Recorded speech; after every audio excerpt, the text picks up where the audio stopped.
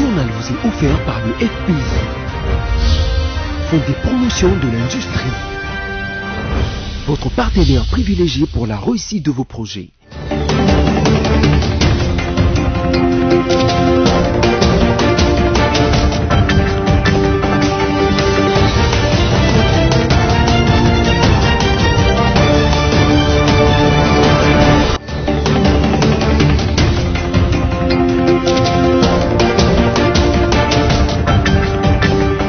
Mesdames, Messieurs, bienvenue à cette édition rétrospective dont voici le titre. Après un tête-à-tête avec Charles Michel en Belgique, le président de la République, Félix Antoine Tshisekedi Tshilombo, a rencontré la presse congolaise de la diaspora. Et puis 2 semaines avant la rentrée scolaire 2020-2021, aucun engouement au niveau de vendeuses de fournitures scolaires au grand marché de Kinshasa. Désormais, la chanson Mama Emo de l'artiste musicien Karmapa peut être diffusée et commercialisée en République démocratique du Congo. Cette mesure est de la Commission nationale des censures.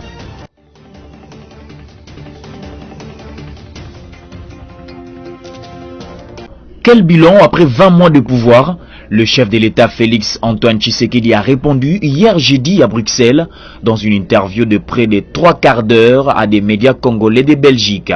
S'agissant des 50 conseils des ministres, le président de la République pense qu'il s'était fixé comme objectif majeur la paix à l'Est et l'amélioration du quotidien des Congolais.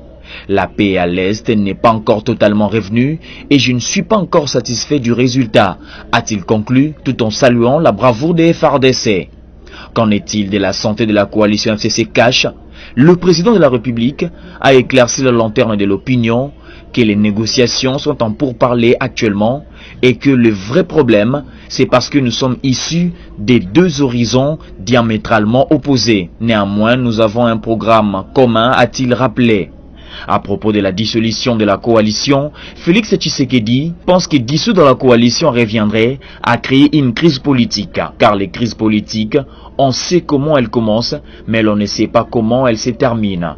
Concernant les 2 juges de la Cour constitutionnelle qui ont boycotté leur permutation de la Cour de cassation, Félix Tshisekedi conclut que leur sort est déjà scellé. C'était une séance plénière avec un seul ordre à l'ordre du jour, à savoir l'ouverture solennelle de la session ordinaire de septembre 2020. Présidée par Godempoy, président de cet organe délibérant, cette session s'ouvre conformément aux prescrits de la Constitution ainsi que du règlement intérieur de l'institution. Le président de l'Assemblée provinciale de Kinshasa a balayé d'un revers de la main la problématique qui préoccupe les Kinois. Au cours de ce mois de septembre, nous avons tous suivi par la voix des hommes, avec indignation doublée de tristesse, un fait qui a révolté plus d'un, à savoir les viols perpétrés sur la personne des infirmières avec une violence inouïe, propre aux personnes privées d'humanité, à l'hôpital de santé et maternité La Révolution dans la commune de Kisesso. Les Kinoises et Kinois nous observent, attendent de nous les actions à impact réel. C'est ici l'occasion pour moi de demander à l'exécutif provincial plus de réalisme et d'audace pour le redressement de la situation socio-économique de la ville de Kinshasa. Le budget exercice 2021 pour la ville de Kinshasa sera examiné et adopté par les élus provinciaux.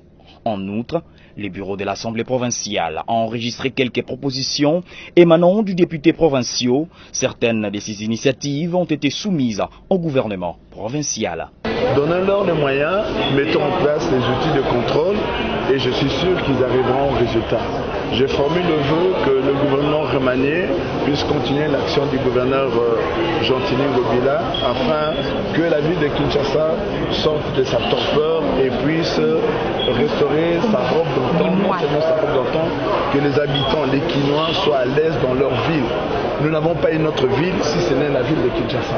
Alors je souhaite bon vent à l'équipe qui a été remaniée afin qu'elle puisse apporter des solutions idoines aux besoins de Kinois.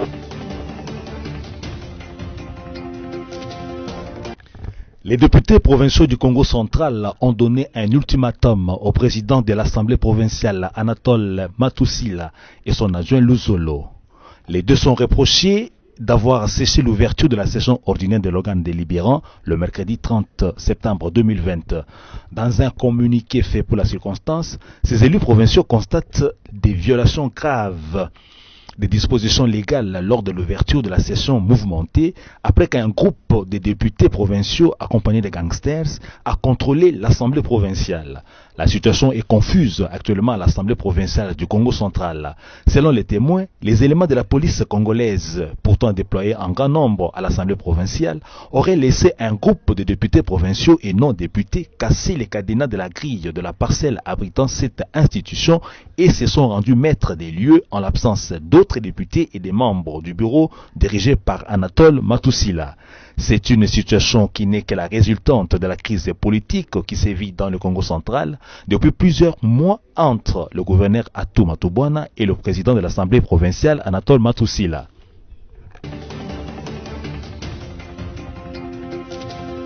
David Jolino Makelele, ministre d'État en charge de la communication et médias, porte-parole du gouvernement, s'est inscrit en faux contre les allégations formulées contre lui, l'accusant d'avoir exigé aux responsables de l'Union nationale de la presse UNPC 40% des 100 000 $ offerts par la fondation Denise Nyakeru Tshisekedi pour l'organisation du congrès à Mwanda au Congo central.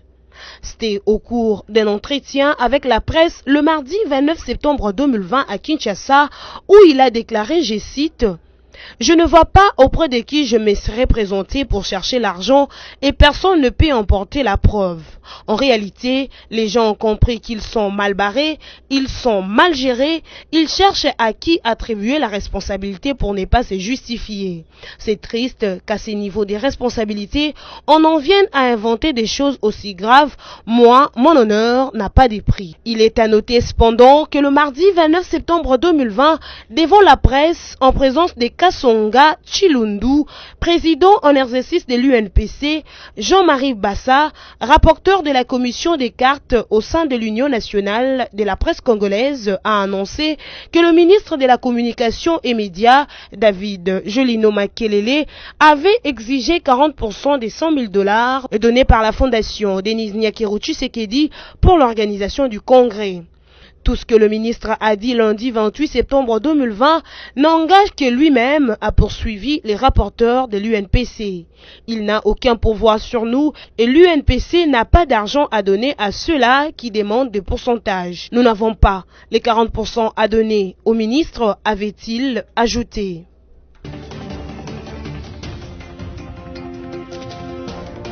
Cela n'est fait l'ombre d'aucun doute, le milicien des Bakata Katanga du sinistre Gédéon Kyungu ne pouvait se permettre un nouveau safari de plusieurs heures à travers la ville de Lubumbashi, dès l'aube du samedi 26 septembre jusqu'à la mi-journée, sémant blessés et morts, sabotant bien public comme privé, sans le concours de complicités internes. Face à cette énième attaque, qui vient d'endeuiller la ville cuprifère, le Premier ministre Sylvestre Ilunga Ilunkamba tape du poing sur la table. Le chef du gouvernement exige l'établissement de toutes les responsabilités et l'application sans faille de la justice à l'égard des auteurs, co-auteurs et complices de cette attaque armée. Après avoir condamné fermement ces actes infâmes, le chef du gouvernement a instruit les services compétents en vue de renforcer la sécurité des biens et des personnes de manière à prévenir la répétition de tels actes. Il a en outre insisté pour que toutes les responsabilités soient établies et que la justice soit appliquée sans faille à l'égard des auteurs, co-auteurs et complices de ces actes. Il invite la population au calme et à vaquer à ses occupations. Le Premier ministre saisit l'occasion pour présenter au nom du chef de l'État et du gouvernement les condoléances les plus attristées aux familles éprouvées. Rappelons que ce n'est pas la première fois que les Bakata Katanga surprennent les forces de défense et de sécurité en se signalant au cœur du centre névralgique de Lubumbashi, deuxième ville du pays.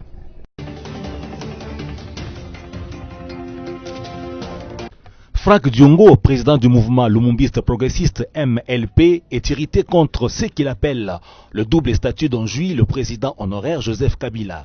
Aussi annonce-t-il une plainte qui sera déposée contre lui à la Cour de cassation lors d'une interview à la presse le mardi 29 septembre. Selon les affirmations de Franck Diongo, les avocats de son parti et ceux des défenseurs des droits de l'homme vont le rejoindre et ensemble, ils vont déposer une plainte contre Joseph Kabila.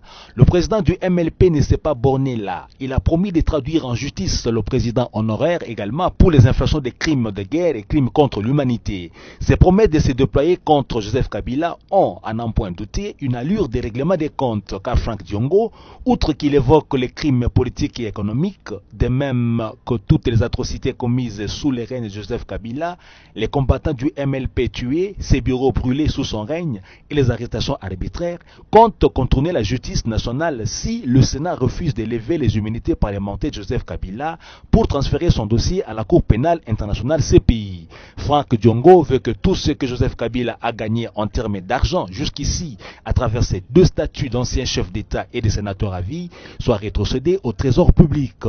Quoique reconnaissant que c'est à travers le prescrit constitutionnel et la loi sur les statuts d'anciens chefs de l'État que Joseph Kabila se fait payer par l'État congolais, Franck Diongo a planifié de porter plainte. Il a négligé de tirer les conséquences du principe juridique qui veut qu'une loi s'applique en l'État tant qu'elle n'a pas été modifiée. Face à cette annonce de plainte, ce sont donc la Constitution et la loi sur les statuts d'anciens chefs d'État qui protègent Joseph Kabila. Du reste, l'implication des avocats et des défenseurs des droits de l'homme et la menace de transférer les dossiers à la CPI montrent qu'il y a des tireurs de ficelles dans cette affaire. Affaire donc à suivre.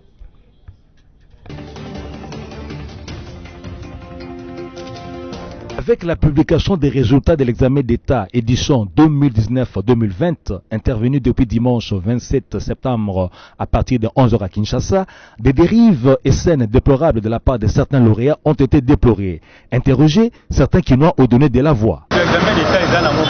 Moi, je ne dirais qu'une chose, que si on a réussi à l'examen d'État, c'est réjouir, c'est bien. L'examen d'État ne veut pas dire la fin des études. Si un enfant réussit à l'examen d'État, même vous les parents, c'est votre façon de vous réjouir qui pousse les enfants à prendre des véhicules, à monter sur les motos. Voyez comment certains malheurs vous arrivent dans certaines familles. Je vis de mes propres yeux les hors-la-loi d'Ikuluna qui se sont versés de la poudre, se faisant passer pour des lauréats pour tracasser les gens. C'est pourquoi les autorités doivent efficacement stopper cette situation. Certains sont morts, d'autres ont abusé de fêter. C'est ça. Ça, c'est quelle façon de se réjouir, hein? Vous débordez en vous réjouissant de votre réussite à l'examen d'État comme si c'était une chose extraordinaire. Notre avis est que si vous réussissez à l'examen d'État, faites-le dans le respect, dans la sagesse. Vous vous mettez à vous enivrer dans les débits de boissons, vous faites du tapage et même vous lancez à dépouiller les mamans vendeuses dont les enfants ont réussi à l'examen d'État, vous pillez les maisons d'autrui. Pour moi, c'est ceci. Voici ce que j'ai vu. Je viens de Kazim, c'est un sentiment qui anime les enfants, mais ces sentiments-là, ils ne parviennent pas à le gérer.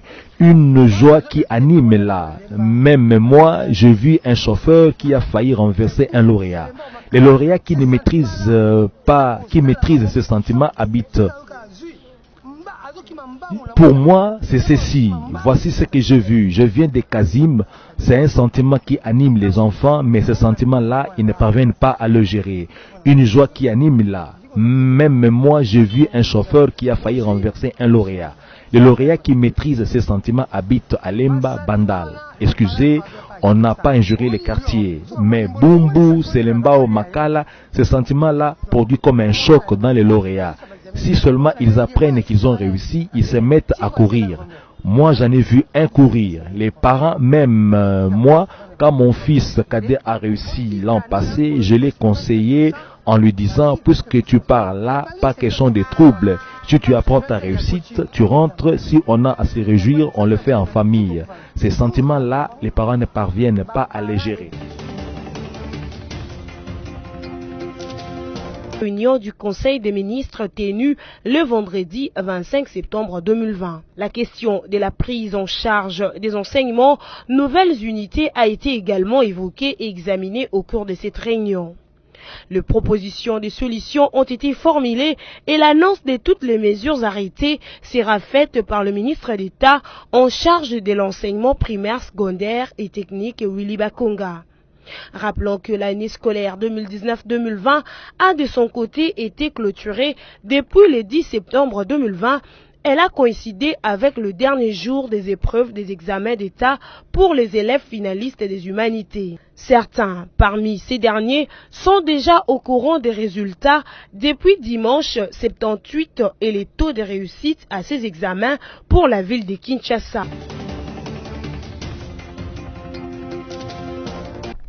Sauf ultime modification de calendrier, la rentrée scolaire 2020-2021 en République démocratique du Congo est fixée au lundi 12 octobre. Le vendeur de fournitures soutient que le parent le fréquente à compte-gouttes. Selon une de ses vendeuses, les ventes sont faibles cette année.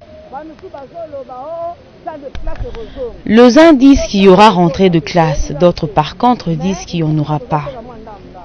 Mais la vente est très faible. Nous vendons par jour un paquet de cahiers, contrairement à d'autres années passées.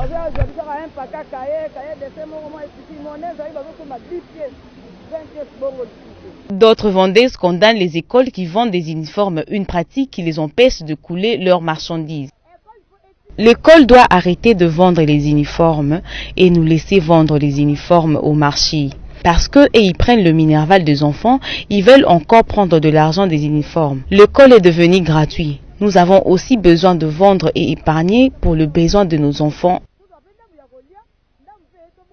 Par ailleurs, malgré la conjoncture difficile à laquelle elles sont confrontées, le vendeur de fournitures scolaires au grand marché dénonce avec force le recouvrement forcé de multiples taxes par des agences et réclamants de services de l'État.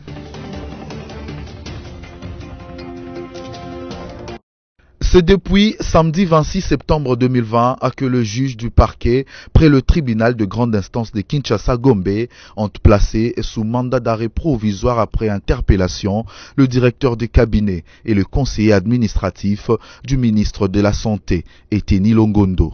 Une nouvelle confirmée par le service de communication du dit ministère qui affirme en outre que c'est sur impulsion du ministre Longondo qu'ils ont été saisis par la justice dans le cadre du dossier concernant l'achat de véhicules de la campagne de la riposte contre la Covid-19. Le patron de la santé publique aurait récemment confié aux médias que ses deux collaborateurs ont commandé 3 véhicules auprès de l'entreprise d'automobile CFAO et dont la facture a été estimée non probante. Après authentification du dit document par le responsable de la CFAO, Eteni Longondo a souligné qu'il n'y a jamais eu détournement des fonds Covid-19 au ministère de la Santé publique. La justice congolaise, se saisissant de l'affaire, va pouvoir lever le voile pour tirer au clair ces malentendus. Mais déjà, du côté de l'inspection générale de finances, on parle d'une fuite en avance du ministre Eteni Longondo, qui est le seul à engager le ministère devant la justice.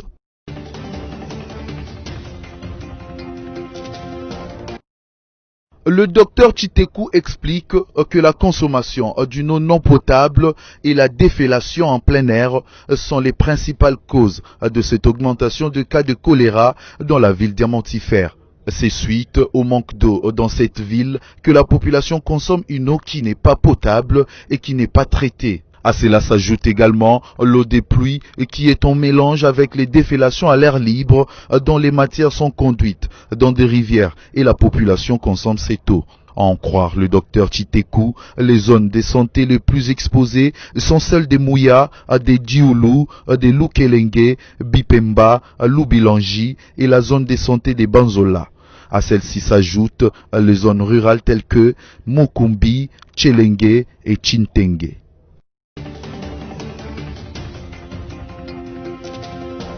Plus que 6 jours restants avant la date du 5 octobre marquant le début du congrès de l'Union nationale de la presse congolaise dans la ville côtière du Mwanda dans le Congo central. C'était au cours d'une communication rendue ce mardi 29 septembre que le président sortant de cette corporation, Kasonga Chilunde, a fait le point sur le dernier réglage. Je m'adresse particulièrement aux députés. Avant les droits, tous nos confrères des provinces seront ici présents et le samedi à 12h, nous demandons à tous les députés, à ceux qui ont des invitations, d'être ici à 12h et à 12h juste la délégation. Donc toutes les délégations, que ce soit les délégations de Kinshasa ou des provinces, vont quitter le siège escortés par la police jusqu'à Mwanda et le 5, nous démarrons les travaux. Donc, ça fait ça la communication. L'autre grande information est que Kasonga Chilunde rejette en bloc la résolution du ministre Jolino Makelele et confirme sa candidature. Il n'appartient à aucune personnalité, d'où qu'elle soit et d'où qu'elle vienne, de pouvoir intentionnellement se construire une marche à briser les prescrits des statuts de l'Union. Et à ce titre, nous fixons qu'il n'avait pas été proscrit à qui que ce soit de postuler à tous les postes parce qu'ils étaient vacants. Et donc, nous restons ouverts. Nous ne pouvons pas, à ce stade, à quelques jours de la tenue du congrès, ouvrir des brèches à ce que l'on peut appeler des arrangements particuliers. Dans ce pays, les gens ont pris goût aux arrangements particuliers au mépris des textes. Et nous restons légalistes et aux côtés des textes. Rien ne change. En conclusion de cette communication, M. Kasonga Chilunde, président de l'UNPC, est candidat à sa propre succession. Le comité organisateur relève qu'il y a eu de demandes de pourcentage en cascade sur l'enveloppe globale de financement de ce congrès. Notamment le numéro 1 de médias congolais, Jolino Makelele, qui aurait exigé 40% sur la somme de $100,000 que la première dame Denise Nyakuru avait remis à l'UNPC pour l'organisation de cet événement. La mesure prise par la Commission nationale de censure, celle d'interdire la diffusion et la consommation en République démocratique du Congo de la chanson Mama Emo de l'artiste Jean-Jacques Kibinda alias Le Karmapa, a été levée. Sortie il y a une semaine, cette œuvre musicale peint un tableau sombre de l'hôpital général de référence de Kinshasa ex-Mama Emo. Bien que la suspension soit levée, l'artiste dit que l'hôpital doit être réhabilité car c'est ça le but principal de son chef-d'œuvre. Je suis venu ici pour la chanson Mama Emo. Je crois que vous savez tous que Mama Emo n'existe plus. Et j'ai titré ma chanson Mama Emo en parlant de Mama Emo. Je vois tous les hôpitaux publics. Je devais quand même m'expliquer, c'est pourquoi je suis venu. Aujourd'hui, on peut dire que grâce au cabinet de mes avocats, la chanson Mama Emo peut être diffusée dans les chaînes de télévision et de radio. Et pour réussir à obtenir quand même levé à mesure ou à interdiction. Donc désormais, il s'est de rappeler que ce tube qui dénonce les conditions sanitaires pitoyables de l'hôpital général de référence de Kinshasa a suscité plusieurs réactions de soutien à l'artiste, allant des hommes politiques aux musiciens en passant par le mélomane.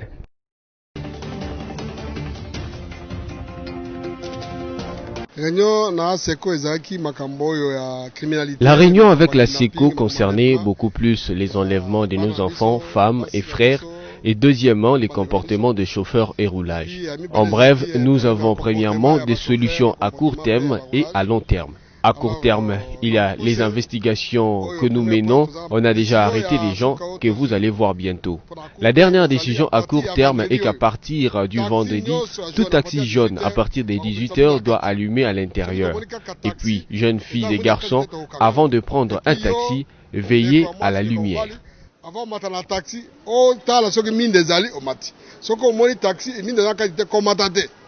Et puis en réaction de cette mesure prise sur les taxis catch par le commissaire divisionnaire de la police de Kinshasa, le Kinois se disent satisfaits. Espérance nous pour le reportage rendu par Stella Achema.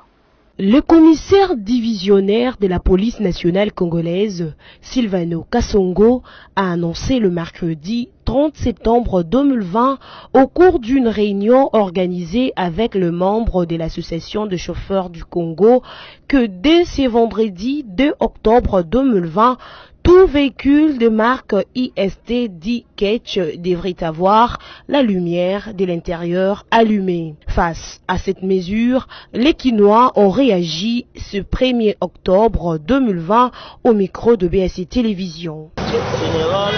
Pour moi, c'est une très bonne mesure prise par le général. Il faut que cette mesure reste, parce que nous chauffeurs, nous avons aussi peur de nos clients, de même que les clients ont peur de nous. Nous sommes aussi victimes des enlèvements parce que les lumières sont éteintes. Et même si tu es agressé, les personnes sur le macadam ne vont rien apercevoir. Que cela s'applique aussi aux chauffeurs personnels parce que eux aussi sont victimes de vols et de kidnapping. Signalons par ailleurs que ces mesures seront d'application à compter de ce vendredi 2 octobre 2020. Alors que la campagne électorale pour la présidentielle du 3 novembre 2020 aux États-Unis d'Amérique prend sa vitesse de croisière, Donald Trump, président des États-Unis, fait savoir via son compte Twitter jeudi 10 octobre 2020 que lui et sa femme sont atteints de Covid-19. Une annonce qui, pour certains observateurs, pourrait jouer négativement dans sa quête de briguer un second mandat lors de l'élection présidentielle du 3 novembre. Dans son tweet, Donald Trump indique aussi qu'il est en isolement après que sa collaboratrice Hope Hicks a été testée positive au coronavirus. Pour son médecin traitant, le président Donald Trump et sa femme vont bien. Le président continuera à assumer ses fonctions à la Maison-Blanche. Il faut noter qu'en raison de son âge, le président américain fait partie des personnes vulnérables. Dans la foulée, la Maison-Blanche a annoncé l'annulation du déplacement du président en Floride en prévision d'un meeting de campagne.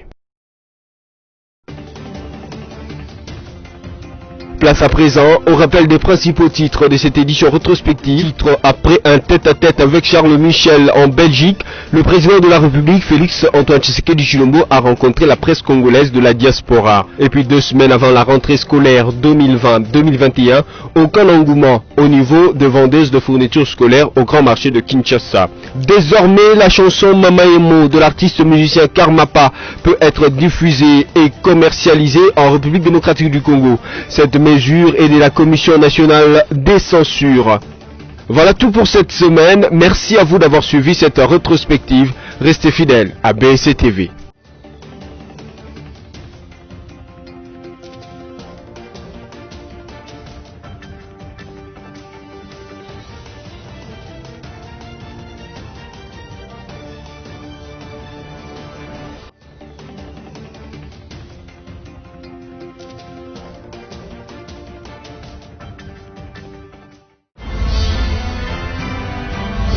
Ce journal vous a été offert par le FPI, Fonds des promotions de l'industrie, votre partenaire privilégié pour la réussite de vos projets.